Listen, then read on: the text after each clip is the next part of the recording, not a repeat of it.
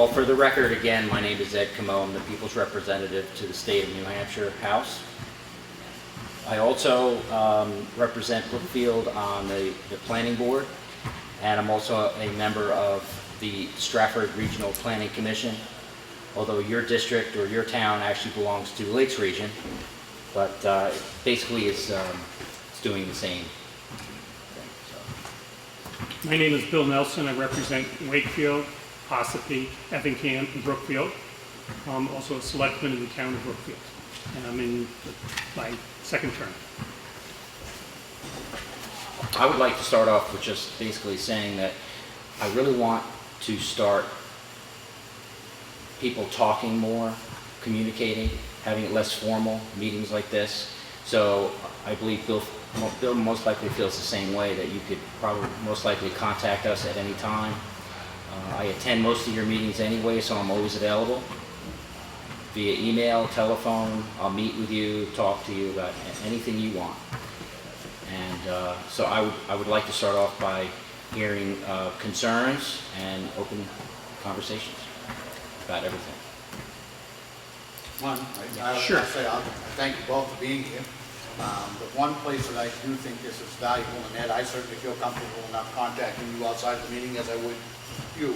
I would say I don't think you should sell short the power of the camera. I will admit, when you first started coming and taping, I was a whisker bit intimidated, and I say only a whisker because I have nothing to hide. But I end up believing it's a very good thing based on the number of people that are seeing and therefore participating in the meetings by seeing. We've had as many as 300 people a week now watching the Ossipee Select Men's meeting. And you can see generally how many people actually physically show up. So I think that it's valuable in that regard that more and more people are seeing it and therefore are being aware. They may not ever participate, but awareness is the first step. My question to you would be about, do you have any ideas of what the state's intentions are on some of the quote-unquote secondary state roads, which are in many cases deplorable condition? I think about 171. Actually, this road that goes by the front door of Town Hall is a state road. You can drive on any town-maintained road in the town of Ossipee, and I will tell you very plainly, exponentially in better shape than the state roads. That's sad. And something needs to be done with it. And I know the argument is going to be done about money, but it seems as though there's never a shortage of money to spend on Route 93 in Concord, but there is a shortage of money to spend in Brookfield or Ossipee or Effingham.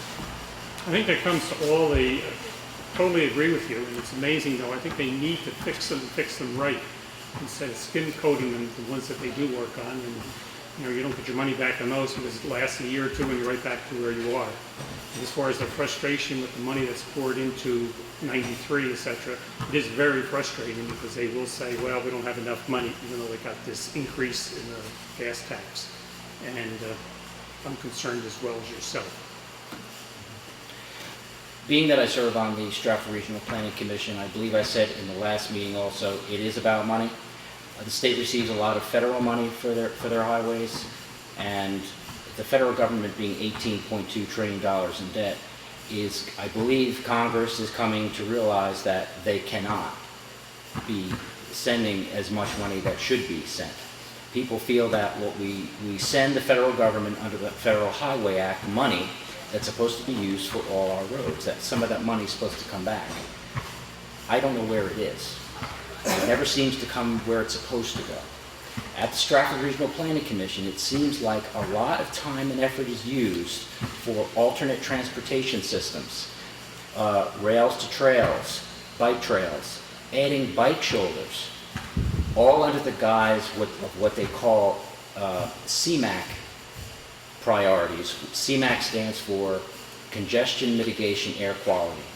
And it basically means if you can put a bike trail in and somehow they run a formula through a computer and say, well, if you do that, you're going to save carbon emissions, so therefore we'll give you grant money to do certain things. So our money is being diverted to do major highway projects, and it's being used for congestion mitigation air quality proposals. So I ask this in the meetings all the time, how can we afford to put a bike shoulder? I believe they actually proposed at one point to put a bike shoulder on 93 in order to get federal grant money. And I'm like, and it was millions of dollars to do that. So somewhere they're diverting money.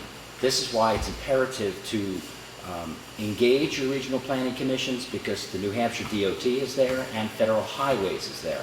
So if you have a representative, have them come in and give you a report of what's going on and why our federal transportation money is not getting to the roads. And I believe we deserve that. So that's why the roads are the way they are. And I also believe I said in the last meeting that the larger highways, the state roads and interstates, have to be built different because they have different requirements for the traffic and the trucks that are on them. And if those roads deteriorate, they can be very expensive in the long run to repair. So they have to do things under priority. The DOT is well aware. And I believe that if you call the New Hampshire DOT and have them present at a town hall meeting or even at your selectmen's meeting, they'll be glad to explain to you the money situation and the state. It also seems though that there ought to be, you talk about communication, the state ought to be working with the towns. I'll give you an example of where I think that the state could ultimately, in the end, save some money. The road that comes by Town Hall, comes up Grand Hill and goes back down Folsom, is a state road. It's a throwback to prior to Route 16 being Route 16. It's a state road. I'm sure the state would like the town to take it over. I actually believe the town of Ossipee might be willing to take it over. We're not going to take over a mess. This is a classic case, and I'll guarantee every town has some of these, where if the state would spend the money to bring the road up to standard, bring it up to where it needs to be, repair it correctly, not just stim coat it, I believe that the towns, in many cases, would be willing to assume those roads. Right now, our highway department drives over this road with a plow in the air in order to get to the rest of the town roads. There would be nothing for us to drop the plow and plow it. And that conceivably could save the state over the years a tremendous amount of money and be a more cost-effective use. And you use the term of cost-benefit analysis. Why aren't they doing it? Or are they doing one and just ignoring it? It seems to me if they want to do something for the long term, fix some of these roads up, change the ownership over the towns where it probably ought to be, and get rid of the long-term maintenance.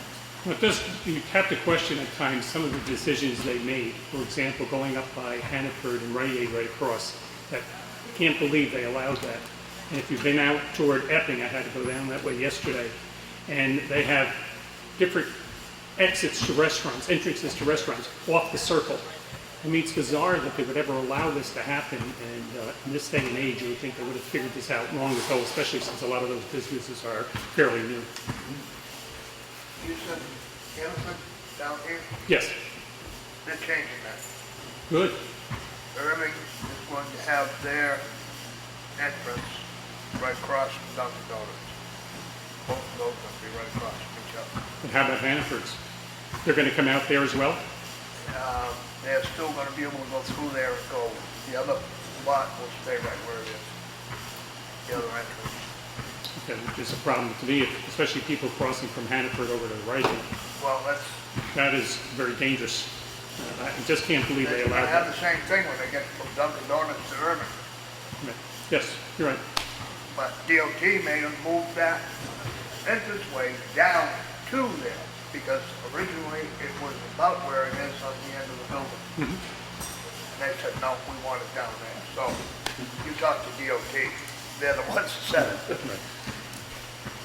If you speak to the New Hampshire DOT engineers, they're very nonpartisan and they do know their cost-benefit analysis, and they are often at odds with the other projects that take priority over what they know needs to be done.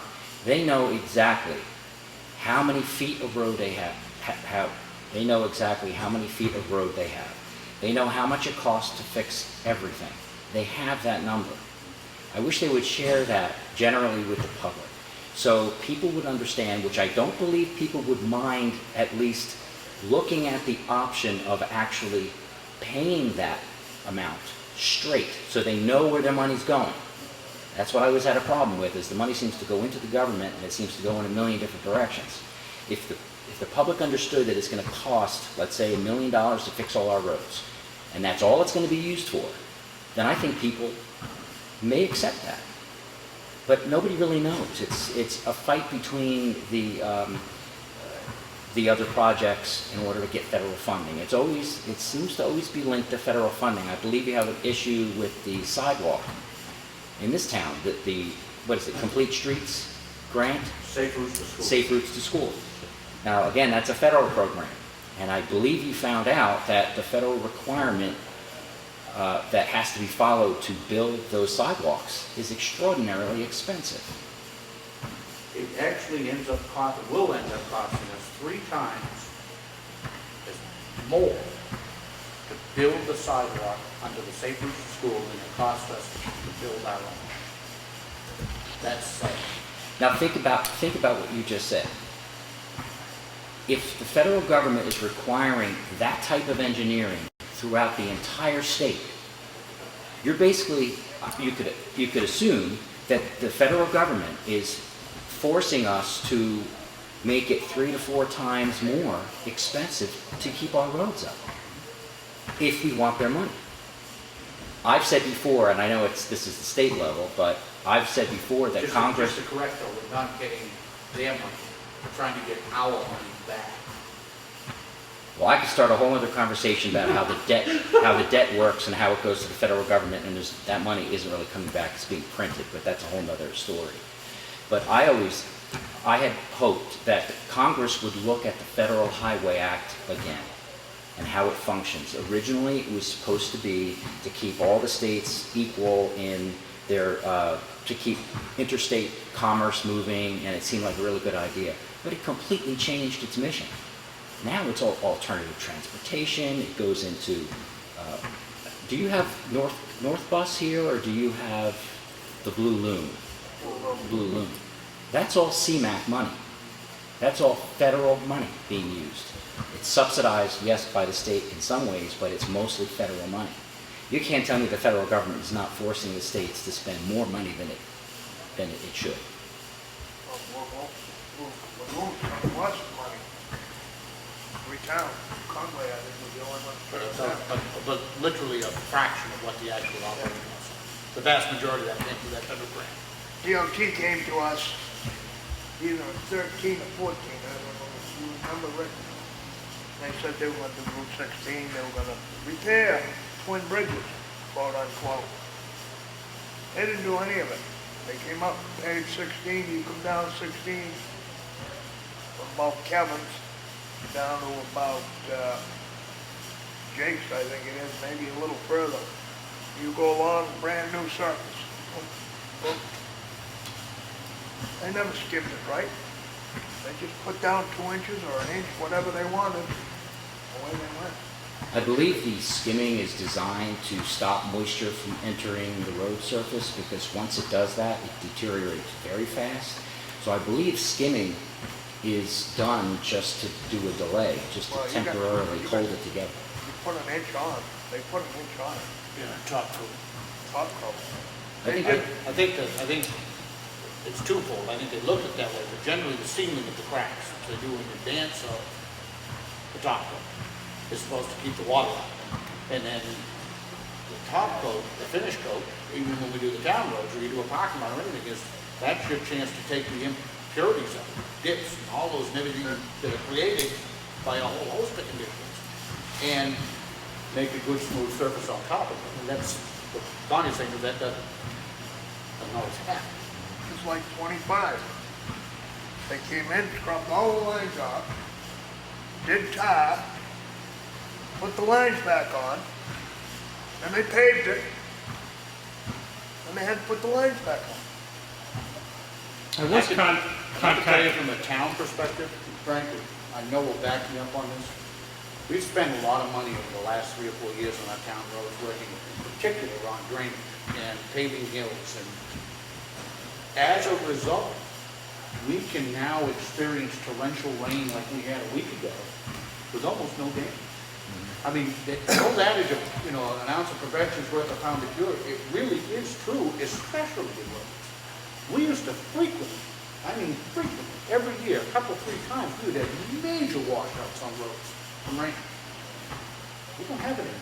And we don't have it anymore because we've spent a little bit up front that will pay us dividends for years and years and years and years. So I guess what I'm saying is, where is the ounce of prevention, pound of cure when it comes to the state roads? I don't see it. It's like they're band-aiding everything north of Concord. We'll do this because we absolutely have to. If there's a sinkhole that develops tonight on 171 that swallows a car, they might come do something. Man. Well, I had one of your residents, a business owner, contact me in regards to doing Route 16 and Route 25, excuse me, and the type of condition it was, the tar or et cetera that they put down. I did contact the local DOT, I think it was over near Laconia, their office, and they told me that was a special trial type of product that they put down. It was intended to be that way. They did that the same, now, 25 west, they put the concrete pad next down. 28 down, as it down below 171, the same stuff they put on 25. Part of it goes into Wolfboro, and they had a real problem with it building ice in the wintertime. It's supposed to be a harder surface that lasts longer from plowing and stuff, but it's a very porous surface which allows moisture to gather in. Right. That's why it makes it slipperier in the wintertime. But, we've had a number of issues in town. I think we could beat DOT forever and ever, amen, but I have little confidence in them. They don't seem to answer anything that concerns our needs or even the people's needs. I mean, what they did for the winter months, closing the Ossipee shed is absolutely no sense whatsoever. Route 28 from Ossipee to Wolfboro now is probably one of the worst winter roads you can travel. And you can call them all you want. They just don't come up. 28 and 16 is in the jurisdiction of 3 different sheds. But Yeah. Yeah, That intersection is 3 different sheds. Does that make any sense?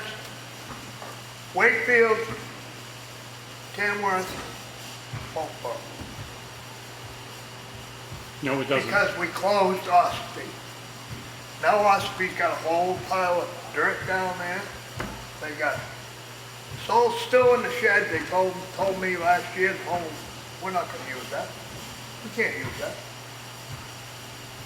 Sand in there. They got culverts down there that you could put a culvert pipe in the whole 16B, the whole distance. And just sitting there. Did anyone here ever hear of a Garvey bond? The Garvey bond is a bond that you go out for and you get money, grant money, under anticipated grant funding. For the 10-year plan, last year's 10-year plan, I went to a meeting and DOT mentioned these Garvey bonds, and I was kind of shocked that it's gotten so bad financially that we are borrowing money off anticipated federal grant money. How is that possible? It sounds like the towns would be better if we just took care of our own roads. We could probably do it cheaper and better. no question. No question.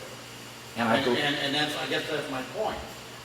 But at the same time, just like this issue, that came up with the veterans housing, I believe my responsibility as a selectman is to look out for the town's well-being and resources. Using Grand Hill as a prime example, I think that the taxpayers of this town would gladly take that road and maintain it in perpetuity. But why should they take it over right now in the deplorable condition it's in? Right. I don't think there's a doubt that they would take it over. I mean, it would cost us, we can certainly maintain it cheaper than the state. But why should we take it now in the condition that it's in, the deplorable condition? Bill? I think the other side of it is, even if they put it in good condition and we took it over, they let the next piece of road go. Just like this one happens. So, And they might, at least we could get, Yeah. do more and more protect our I don't own. know, like, DOT is not one of my favorites. Well, maybe, Who's on, do you know who's on the transportation committee? Do you know any representatives that are? not off the top of my head. Because the way the system should work is the public should go to the House and go to the transportation committee, where DOT will be there, the regional planning commissions will be there, and voice your concerns. It's just time, man. How do you get there? I mean, we all live busy schedules, and it's hard to all of a sudden say, oh, you need to go to Concord for a day. You know, I can go back to when I was 16 years old and the first fatal accident, Route 28 and 171. And there's been nothing but fatal accidents at 171 and 28 ever since, for the last 50 years. And where are we with it? Well, I think for Falling the, on deaf ears. I think one of the strong folk involved in this would be Joe Kenny, because he signs a lot of these checks, and I think it would be very good for you to contact him and let him know of your concerns, because he has a very strong voice, as well as Jeb Bradley. So we need to use our local resources and try to put as much pressure as possible. Have you asked them to come to a meeting, DOT? Maybe that's something we could do between this? Well, I know the representative at the Stratford Regional Planning Commission is very adept and would certainly come to a meeting and explain his side of the story, because I think it would be a healthy conversation. I don't know who your DOT representative is at the Lakes region, but I know you just appointed somebody to the Lakes region. Correct. That's the individual you should talk to, because they have a direct line to the New Hampshire DOT. Not yet. He was supposed to go to a meeting, and he got to the door, and they said, oh, you can't come, you don't have a reservation. Right, Frank? Well, it's a little more than that, Connie. Yeah, right. It does boil down to that. Yeah. Well, that sounds like a whole nother story, or a whole nother. It is, you don't want to get into it. Well, I do. I mean, I think at we this have point, even debated in the planning board whether to pay the $4,200 they want us to pay. And I tried to make a motion, we didn't pay them because we never hear from them. You know, and we're on the fringe, directly on the fringe, we're the last town in that region. And just like Bruce Parsons was chairman, and he said, way back when he was chairman, every time they came, it cost us money, plus what we had already paid for dues. And they were not too happy with it. we'll have to go back too many years where Brookfield was the last one on the line, and we switched over to Stratford County, because Wakefield was part of it, and we never saw them from Lakes. We were very happy in one way, but another way we never felt we got the services. It's just like Mount Washington now. We're the last town down. Well, you either raise a big stink and get something done, or you... I think the biggest thing here, even more important than that, and I'm sure Ed may have referred to it earlier, is the delegation issue in the county and the trouble that they're in. Because that's what I get most concerns expressed by the different residents of the communities. They don't know what's happening, and what they read in the newspaper, they're really beginning to wonder what on earth is going around, happening. I just read in the paper, I think it was Sunday, it was now up to 2,500,000. I'm not sure they used the right number, but that's what was in it. I think it was a union leader, but I saw that number. I've seen 2 million and 2 Right, and this whole thing is very disturbing, and I think I could, speaking for myself, but I feel very comfortable that all the delegation members want to see this get resolved.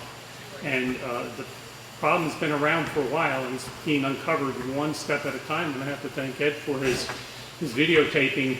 Has really been a help for people to see what's going on. And I look over the 3 years that I've been on the delegation, and we are handed, I'm I'm on the nursing home committee, and I know we're handed a budget, and we work off of the budget presented to us, and we make adjustments to that budget based on the information they provide me. So there's a lot of press that the nursing home is digging the hole and everything like that.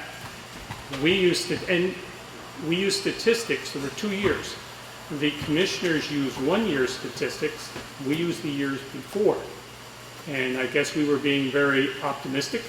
They were being very conservative, but we didn't want to have too much money come in and then somehow it disappears somewhere else.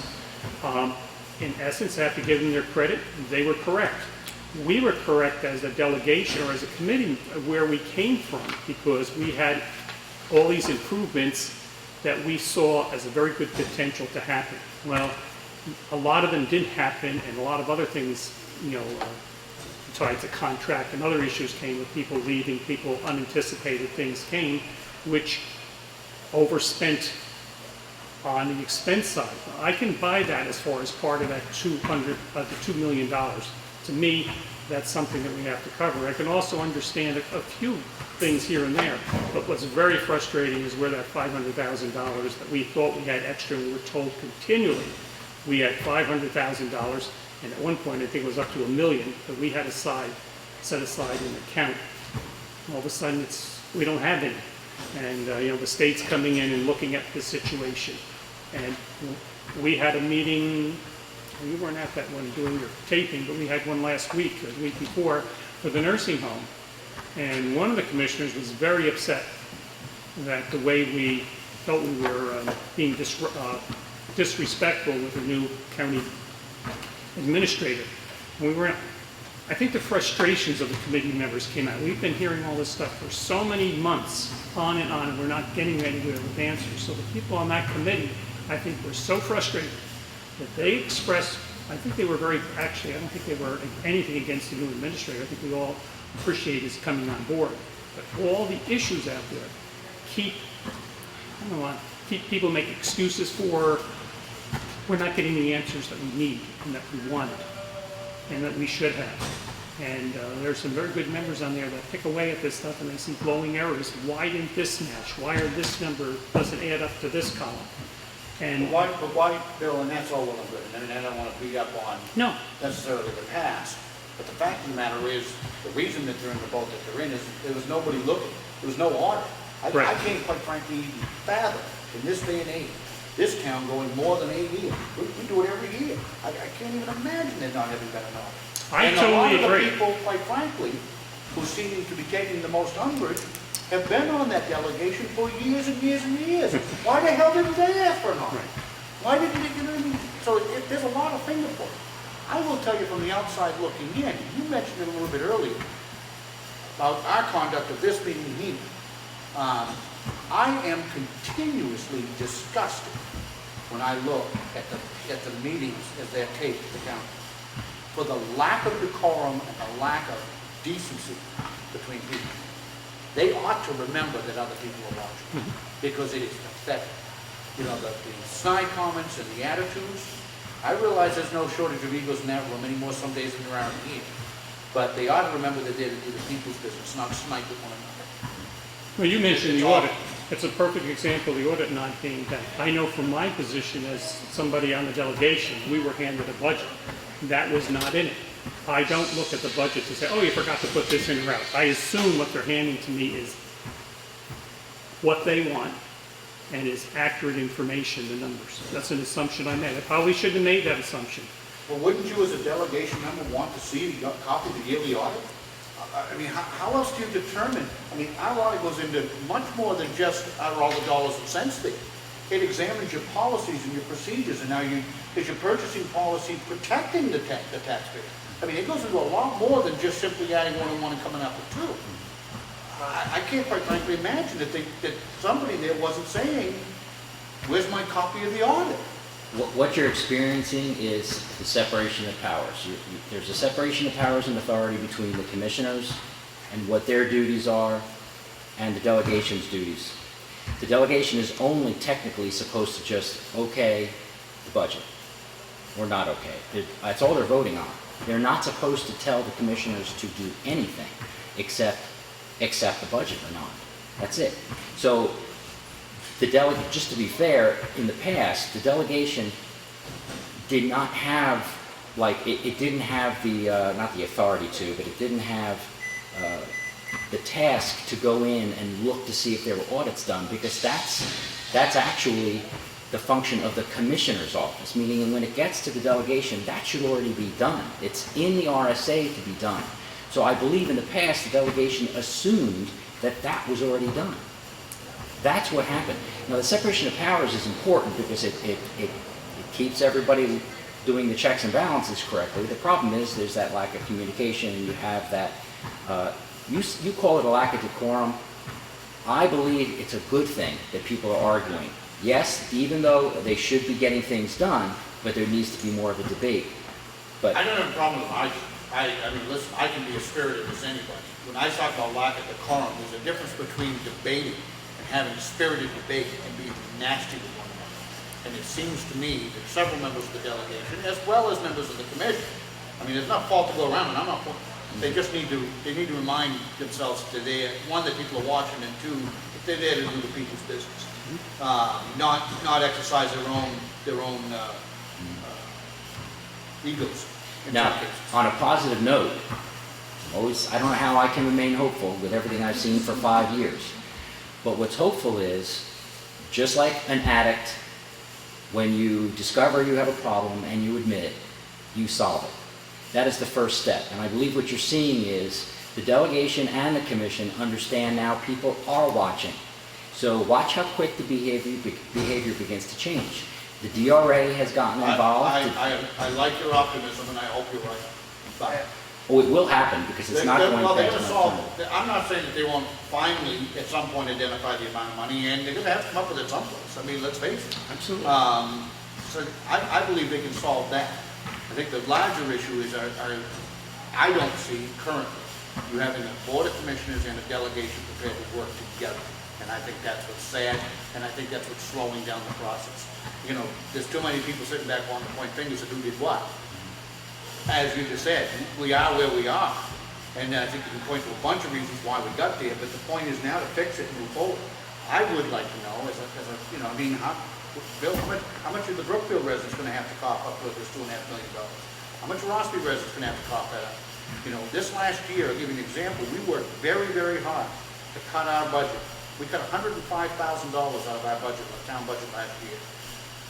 First time I can remember us presenting a budget lower by taxation than the year before, by $105,000. Yet their overall tax bill is still going to go up, thanks to the county, thanks to the state, thanks to the school. So, you know, they deserve an explanation, quite frankly. Absolutely. They deserve an explanation. You know, this is not only this is why it happened, but how we're going to stop it from happening again. That's a lot of money. $2.5 million spread amongst 11 towns. That's a lot of money. Are you saying, Ed, that the delegation can only say yes or no? It cannot do anything with the budget? They either turn it down, like the governor did. She said, no, I don't like the budget. Boom, she beat us. Technically, it does not have the authority to micromanage what the commissioners do. The But commissioners can they change the figures? Or not? Yes, we can check, but that's voting on the budget. They have to prepare the budget. That's what their job is, to prepare the budget, and it's the delegation's job to approve the budget. But I believe that you're asking, can the delegation change line items in the budget? Yes. Yeah. Okay. So they're doing more than just voting yay or nay, they're actually Right. able to make some Because the way you changes to- presented it was a yay or a nay, and I said, Well, use the county attorney as a good example. We've read and seen on TV and everything that they're all of a sudden have a number of vacancies, attorneys working under that. There may be a lot more to it, but one of the things that I saw on TV, well, they're not paying enough money to these people. That's why they're leaving. I'm not sure that is the reason or not. That department hands a budget to the delegation. The delegation looks at what the commissioners recommend with their input from the county attorney, and it goes on from there. So we didn't pick the figures to pay those folks, unless it was cut by the delegation committee members at that time. I don't believe it was. I don't remember. Pay at the county attorney's office, I tell you, it's been an issue for eons. I don't know that you can pay enough of a competitive wage, to be honest with you, to give it all turnover, but You know, what you're paying somebody who had to borrow money to go to law school is tomorrow. The other thing, Rick, And I think you're going to experience turnover, and there are other issues as well. But the other issue is that where do we have anything for these assistant district attorneys? We don't. They're coming from down to Dover, Portsmouth, Laconia. They're traveling an hour. And they say, for 30,000 or whatever they get, it's not worth my time. It's not worth my time to travel 2-3 hours a day, you know? And I also have to say that I regret that Commissioner Miller had resigned the other day. He was a voice of reason on the board. He had a business background, and I think that's what kind of got in the way, is he put his business mind over that county, and it was very frustrating. He resigned? I wish, yes, he resigned. I wish he hadn't done that, and now the delegation per RSA has to appoint someone to take his spot. So it's frustrating for everyone to look at this.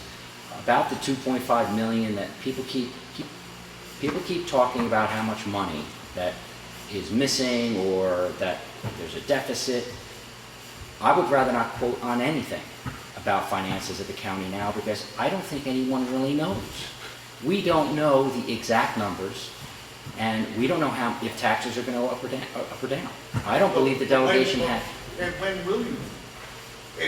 How far are they from completing the 2014 audit? That was just completed, I believe, because So at the the end fraud of the statement. 2014 audit, you ought to then now be able to know exactly what your expenditures and your expenses were as compared to your budget. I mean, that's what the audit does to you. But that audit ought to now be able to point out in very plain numbers what you're short. Now, you may be right, as far as taxes going up, there are some options that the delegation and commissioners I would think, to mitigate that over a period of time or whatever. But you've got to be able to know at some point how much you're short. That's what the audit should be telling you. The DRA is involved because they had two flags come to them. The first flag was that the towns did not have their tax rate set because the county didn't give the state the information they needed. That was flag number one. The second flag was the fact the MS-42, which goes to the state, showed a $2 million disparity from one year to another. That's not good. So DRA came down. That tax rate has to be set by, I believe, September 1st. So that number will have to be in. The report, I believe, is going to be reviewed at the next delegation meeting. The report for the audit. That has to come up, because Well, it was just on completed. behalf of the towns, you also need to understand that we're, as you just pointed out, we're not that far from being at that point again about setting our tax rates. Yes. It will potentially seriously harm every town if that tax rate is delayed. This isn't new news. I mean, this is a year ago that we were talking about the county delaying us getting our tax rates set, and here we are almost at the time of setting tax rates again, and it is still a little bit up in the air. So I guess what I'm saying to you is I would hope that you would carry back to the delegation on behalf of one of the towns that you represent our concern that they get this stuff done so that we can have the tax rate set, because if we don't get it set, then we can't collect the money, we have to go borrow, et cetera, et cetera, et cetera. And it is a problem, a potentially huge problem to all the towns. I think your concern is across the board with all delegation members, having very similar things. They want it done, and unfortunately, as this whole thing unfolds, they keep finding more and more little things that have to be addressed. And thank heavens the state has stepped in and put some manpower to look at this, and hopefully, when But I also we don't meet, have much confidence that the state moves quickly in anything.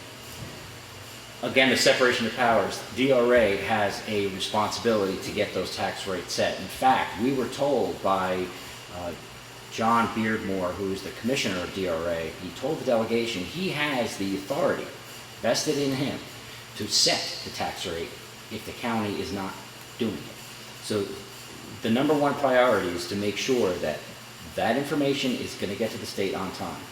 And I'm more confident than ever that since a separate entity is coming in, that they will make sure that that tax rate is set. Because they want to make sure that it's streamlined so this doesn't happen again, because it delays them also, because they have to do everything the last minute.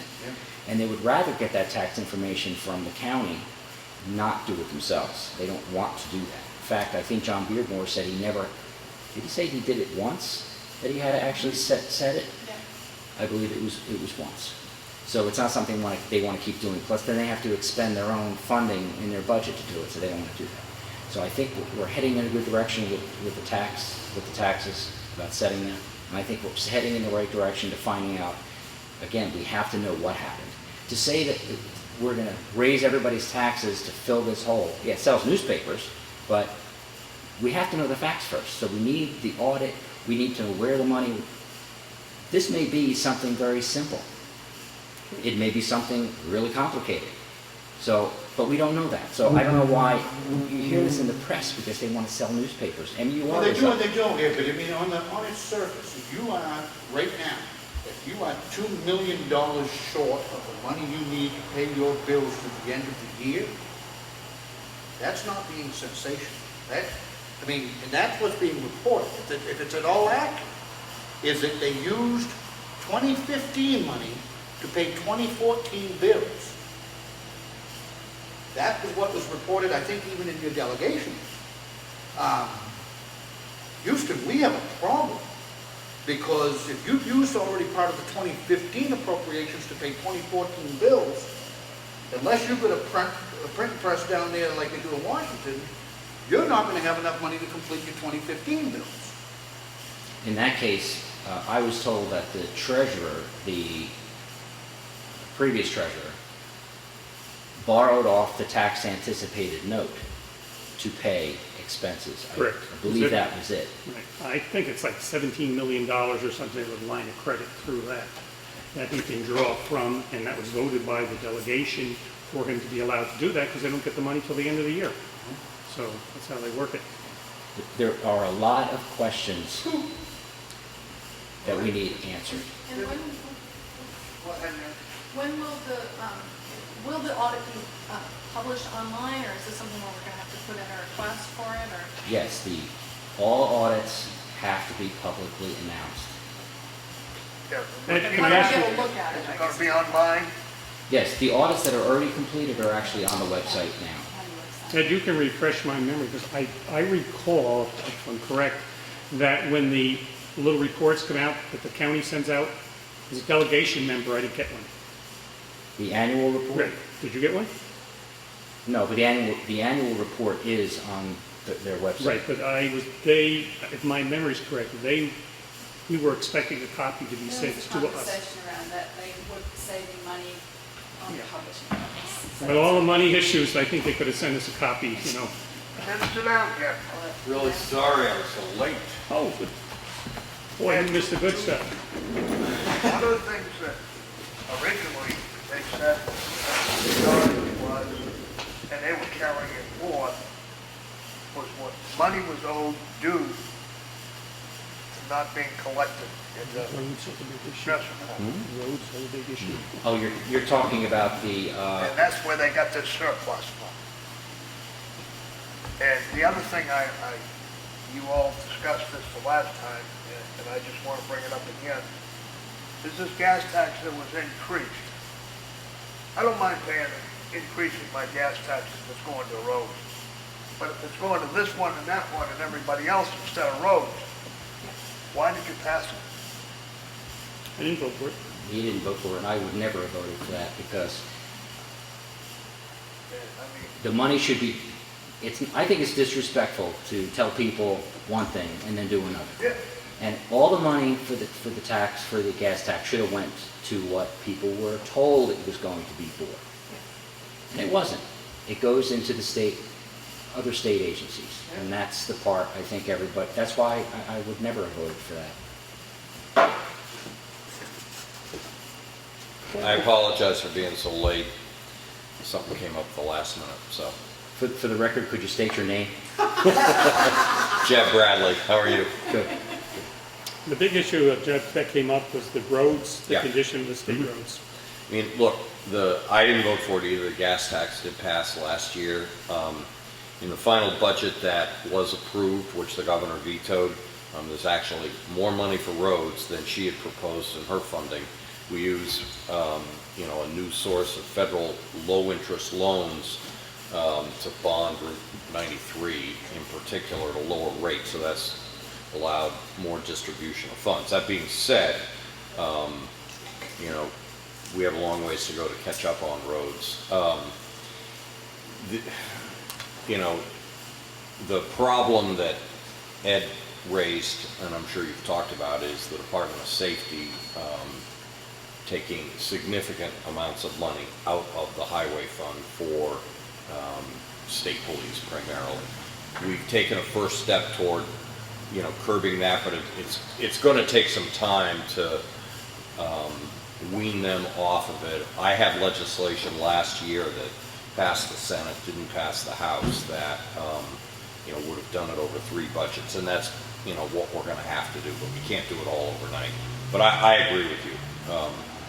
Gas tax should be dedicated to roads and bridges and repair. So. Thanks, guys. I gotta run. Sorry, I ain't nothing to commit. Have a good night. One of the concerns that they did have was they would like to take over in Ossipee. They feel they could take over some of the state roads. If the state got them up to standard, they would love to take them over because they could then take care of them cheaper and take it off the rolls for the state. And we're doing that at Wolfboro with a, Middleton Road that runs right from Weston Auto Body out to the town line with Middleton. And, Kings Highway. So if there's a specific road that, your select Well, we were board. talking about this before, was the old 16. Corner 16B down up Main Street and then down. All right, so Road. here's what I'd suggest that you do. Have the select board write all of us a letter and ask for that. And then there is a process. We'll go to the Department of Transportation. I think it's a 2/3, 1/3 match. It could be 80-20. I can't remember the exact formula. And try to get it expedited so that what happened in the Middleton Road situation is, there's a partnership with the state and the town, brings it up to specs, and then with the understanding that the town of Wolfboro is going to take over the maintenance in the future. Well, it's like every highway barn, every highway truck goes out to plow snow. Goes out there, fixes plow up. Right. Goes down the end, goes to where the street is. It's like 16B, they could do the same thing. But that's what I'd suggest you do, especially if it's the select board that wants that, then that gives, Dave Ford contacted me, it was probably 3 or 4 years ago now, on behalf of the Wolfboro Selectmen and said, what can we do? And we can convene a meeting with the DOT personnel and, you guys should be part of that. And, so this select board member, I think, came from Wolfboro to that meeting, and we talked about how to do it, and they were pretty good about it.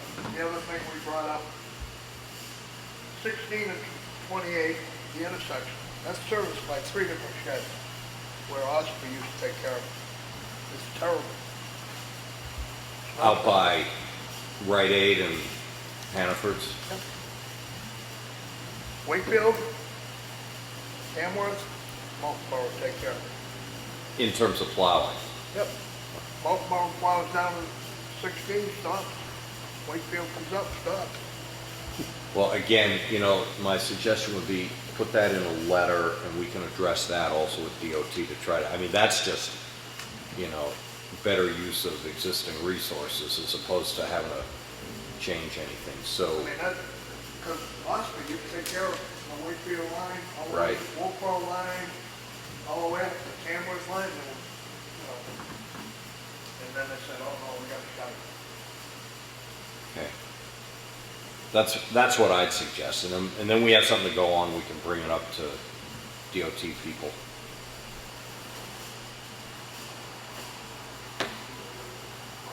I have a question on a completely different topic, as it's heard to talk about. Catherine Collins, Brookfield. I have a big concern, I just wanted to talk here about this hands-free law that just came into play, especially as it impacts kids under 18. My biggest concern is this whole using of a hands-free headset. I got that for my son the second he turned 16, got his driver's license, and not being able to use a GPS. And the solution is that if they are trying to find their way, they're supposed to pull over and then use the GPS over here. I got a 16-year-old cute little daughter who's going to be driving home from dance at night. She's going to be driving various places, and I do not want her pulling over on the side of any road, busy or dark and scary, to check the GPS. I think that's a ridiculous issue, and if we have something that mounts on the dashboard and it can just talk to her, she can set it up for her. To be illegal for her to even have that is a huge danger to her and to other kids who are driving. They're not allowed, kids under 18 aren't even allowed to have a GPS going. I see Bill looking at it. Yeah, okay, I double checked that. I wasn't sure that Yeah, that was what it yeah, and said. I checked with Wolfboro Police and You're right. Rochester Police. I mean, it was a drafting error from what I understand in the law. I didn't vote for it, you know, and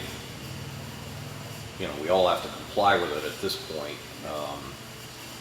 It seems to me that it is, like a lot of things, people who abuse the law, it doesn't do enough to curb the bad behavior, and it punishes the responsible. So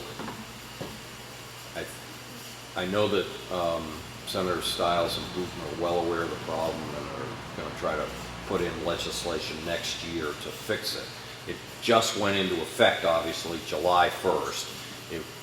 Nobody realized it until absolutely late in the session, and then you're between a rock and a hard place in terms of having a public hearing and having the necessary time to get it right. So Can it not just be repealed until such time as they introduce one? I mean, that they when like? we're not in session, no, it can't. I mean, there's a whole process for transparency. You can't just do something like that. It's got to have a public hearing, and so my advice would be make sure that whether your daughter's using her GPS on her phone or GPS on a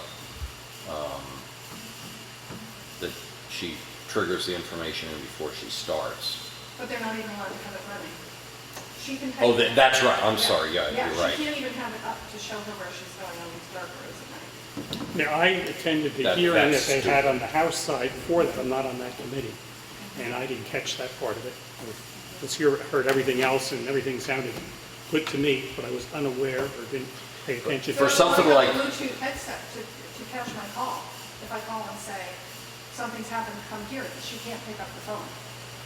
Yeah, for something like that, and I think the Department of Safety is in favor of that fix. We probably can get it done fairly quickly. Okay. I don't know what the time frame for that is, but like February. a 3-month thing, it's February. I would hope. A lot of kids just turning 18. If there was legislation to repeal it completely, I would. Okay. Again, I believe it goes back to funding for the state. I believe it's one more thing that the police now can pull someone over for. Yeah. And I believe it goes, I believe it was also a feel-good measure. I believe that people have been injured in accidents because someone was irresponsibly using their GPS or their cell phone. And everyone had to pay for that. But we already have reckless endangerment laws and reckless driving laws and texting laws. Just making more laws isn't going to solve the issue. It's just ridiculous. I think we all agree. I mean, I voted for it. I voted against it.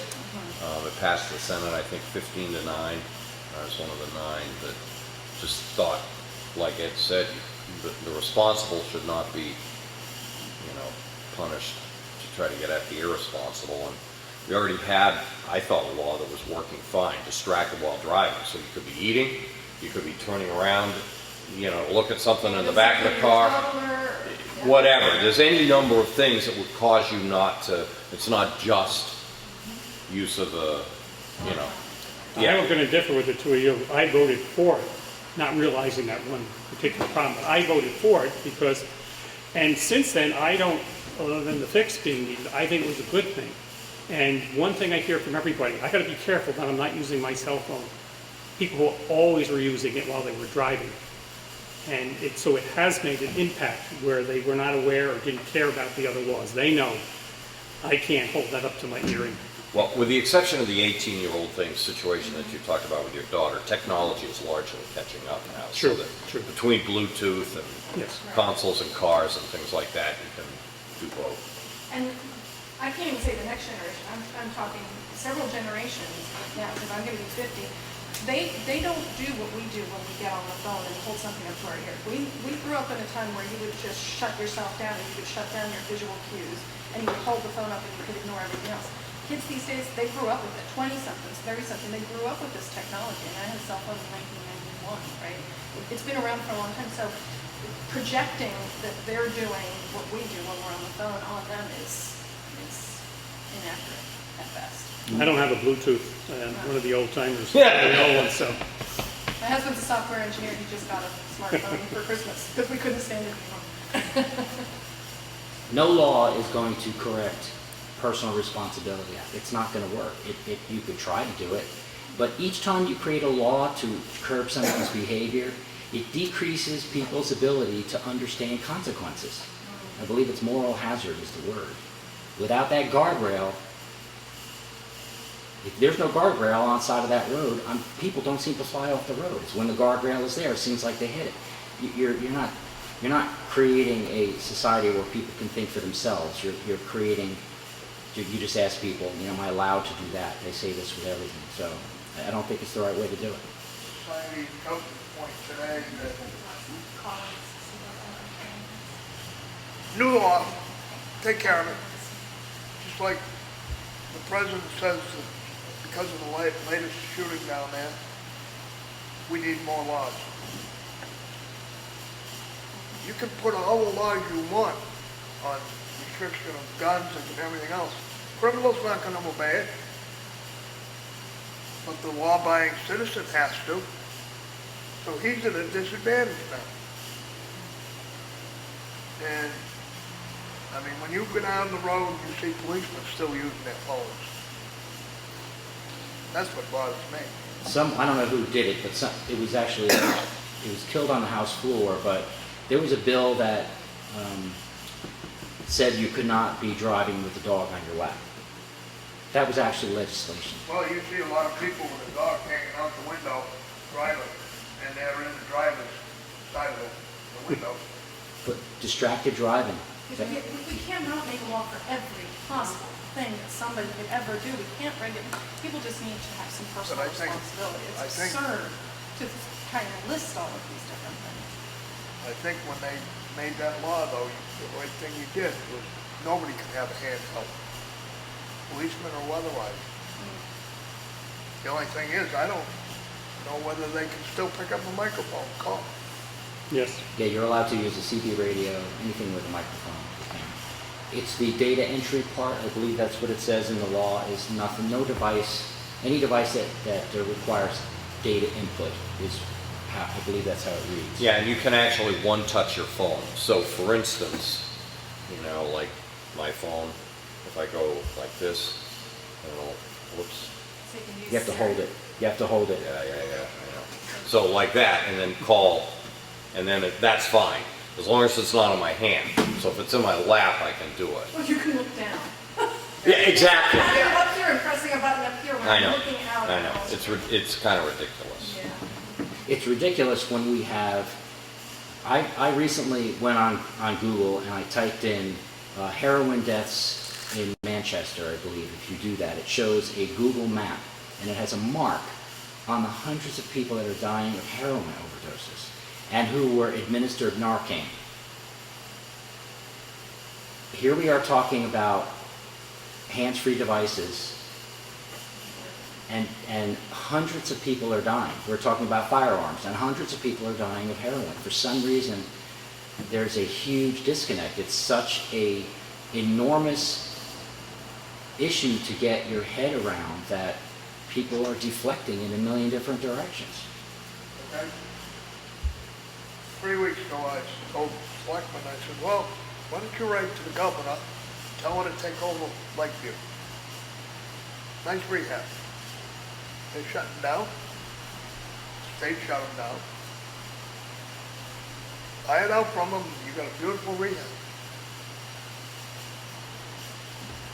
I expect at some point someone will, you know, unfortunately the situation, you know, a lot of us intervened with the governor's office to try to give them a second chance, and they were just totally unwilling to do it. So a lot of people are going to lose their job as a result. It's too bad. Supposedly it was supposed to cut down the first of August. Yeah, I know. I think there are 12 patients there the last I checked. It's a sad situation. I mean, the facility had some problems, no question about it. No question, but You know, but you know, the patients and the employees are being penalized for. I worked for Rentham State School, we had problems all the time. Yeah. And when I worked Bridgewater State, I had problems all the time. You know, but that was the nature of the job. Yeah, it's a tough situation, no Yeah. question. But eventually that facility will probably get reutilized for some similar purpose, but in the meantime, a lot of people are out of a job. So. Thank you. And I apologize again for being late. Does the press have any questions? We often have very good conversations after meetings, and I believe this would be a good time for that. Thank you. Actually, I have more comments on some of the comments that were made by the public whilst they were here. One of the questions was, or suggestions was, you know, why can't the towns take over the responsibility of maintaining, why should the towns take over the responsibility of maintaining these roads unless the state brings them up to scratch? What's the end goal here? The end goal is to have roads that are passable and safe, right? So instead of thinking and expecting the state to hand over, you know, a road that's been repaired up to condition so that the town can maintain it moving forward, why don't they see it as an opportunity to get the road under their control and fix it anyway? And the two aren't mutually exclusive necessarily. If the town decided to take over and do the maintenance on these roads and started the discussion with the state, perhaps there's going to be some compromise there where the state will say, well, we could, as happened in Wilkesboro, you know, we could help you up to this point, and then can you take over from that point? But to stand there and say, you know, why should we as the town accept a badly conditioned road before we maintain it, it's like banging your head up against a brick wall. If you want a road, control over a road in the future, then bite the bullet and take it over and begin conversations to see if there's a compromise in the middle. Don't assume that there's nothing that the state will do to help you to do that. To do that part of the project is very expensive. To get the road up to specs could be, for a small town, I use Brookfield, I'm sure Effingham's in the same boat. For them to put up the money to do that would be significant expense. Where if the state turned it over, the town, I'm using one of the roads in Brookfield, we would be responsible then for all summer maintenance, which the state does now, and we have further obligations, you know, 5-6 years down the line when it has to be repaved. We would own that problem. But to come up with that much money all of a sudden, it doesn't work for a small town. I'm not sure about the Is it positive. realistic to expect that the state is going to repair them? Because all we hear is towns complaining that the roads, you said yourselves, this conversation's been going on for years and years. Nothing's being resolved. So that's not working either. Well, you made good progress with yours if they just did 1 or 2 a year. That's what I'm I mean, saying. and I think They took that. that's the way for a partnership is, you know, for towns to prioritize, like Wolfboro. I mean, I got so many constituent complaints about Middleton Road, you know, so I worked with the road agent in Wolfboro and the select board, and, you know, that's why I was suggesting for this situation that your select board weigh in with us, and then especially if it's a position of the local governing body, that gives us a little more authority to try to do something. Do you want to, down by Dunkin' that truck there, are you gonna do the same thing with the state? That's slated to be done, I think, in 2017. So the funding is available for that in Center Street, right? Center Street, yeah, Yeah. they're talking about doing storage in there. Yeah. And I know that we're gonna try to work it together. I didn't know whether that was. No, that's on the agenda. It was, there was some question as to, you know, the level of funding that went into the betterment program, whether it was gonna be enough to do that, but I've been told, and it was, you know, the select board in Wolfboro was also told that the funding should be available. It is a hell of a bumpy road.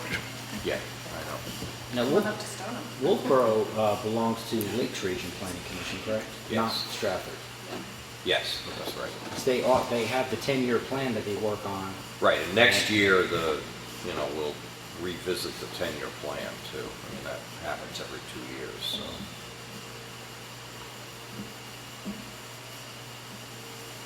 The other observation I had was, somebody made a point of the roads being in bad condition and noticing that, there had been deaths on Route 171 since he was a teenager.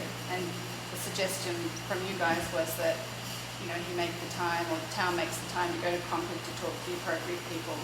And the response was, who has time? Talking about people, I know, But we have addressed that. you have people dying, and This is So- 171 and 28, the intersection. We have, the selectmen have been writing to DOT, and they Right. have been up until, when was it, Ed? Month and a half ago, they got an answer back. You're talking about the 171 and 171 and 28 and the plan to do something about that Right. intersection. Yeah, they were talking with DOT about that, but that's as Okay. far as it got. They came out and they surveyed that thing twice now. See, that's what I'm always mentioning the regional planning commissions because that comes up during the priority setting during the 10-year plan. You have a transportation TAC meeting, or transportation, I forgot the name of it, Transportation Administration Commission. They meet specifically and talk about the 10-year plan. And that should be mentioned. And the reason why I mentioned your representative from Ossipee to that commission is because that person should be the go-to person to get that information clarified. Because I believe we found out that it was a funding issue.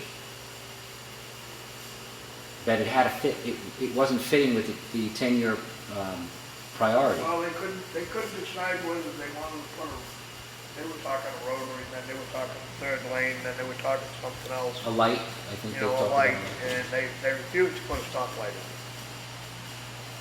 And, they've never going to put the third rail in for the turn. So, that's about it now. I haven't heard anything back from the state. I wish Rick was still here, because that was one of the things that they were pushing. You're talking 16 and 171 or 28 and 171? 28 and 171. And about not having time. This is why we have appointed and elected representation. Because if you have to go to work all day, you don't have time to do all that. But you have appointed someone to that regional planning commission that can give you the answers you need to change the priorities, to have New Hampshire DOT come and explain to you the financial issues that they have and how the whole process works. So, I mean, there's a method to get a better communication. One of the things that I've said continually, if somebody's communicating with me in regards to email, always ask that they start out with the word Wakefield somehow. Because on any topic, I'm getting emails from all over the state and things that really are not an interest or concern for the local folks, wherever it's from Wakefield or Ossipee, I'm sorry, I said Wakefield, but in Ossipee or Brookfield or Effingham, I will immediately know this is a priority item that I need to respond to work on, rather than something down in another part of the state. That's it. Come on home.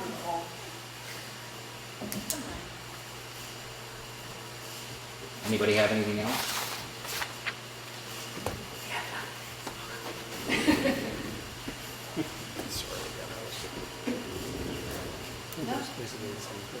Thanks very much. Thank you.